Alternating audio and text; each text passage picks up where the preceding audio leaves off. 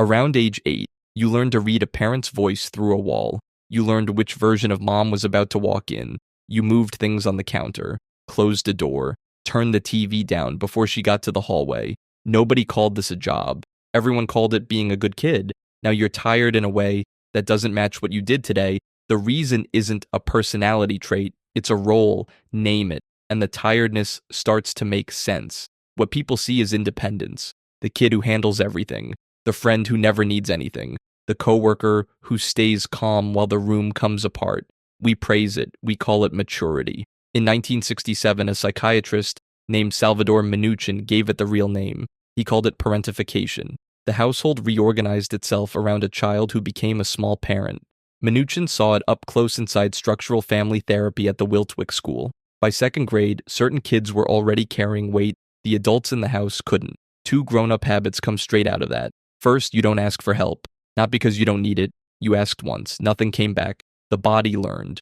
Second, you read rooms before anyone speaks. You hand someone a glass of water before they say they're thirsty. The radar is older than language. They called it maturity. The kid was working a shift that never ended. That's the surface pattern. The deeper one is next. In 1985, at UC Berkeley, Mary Main, with Carol George and Nancy Kaplan, published the Adult Attachment Interview. They kept finding a strange subgroup of kids. The kids didn't cling. They didn't avoid. They quietly took care of the parent. By age 6, the role had set into a strategy. Main called it the controlling-caregiving subtype.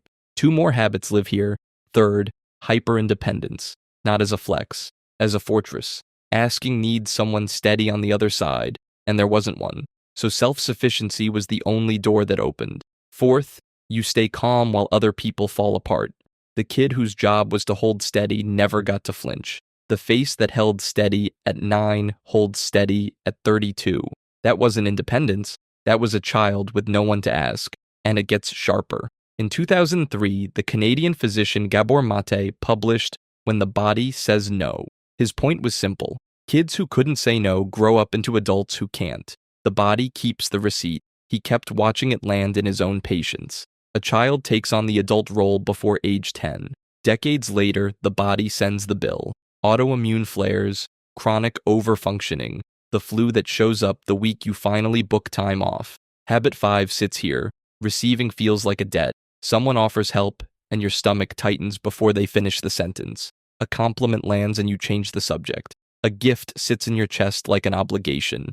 Maté's read, love arrived as something you earned by being useful. So unearned love reads as a trap. Now hear this part.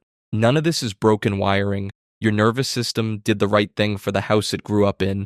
The role saved something. It kept a parent functional, or a sibling fed, or a kitchen quiet on the wrong nights. It worked. The problem is the role is still running in a life where the original threat is gone.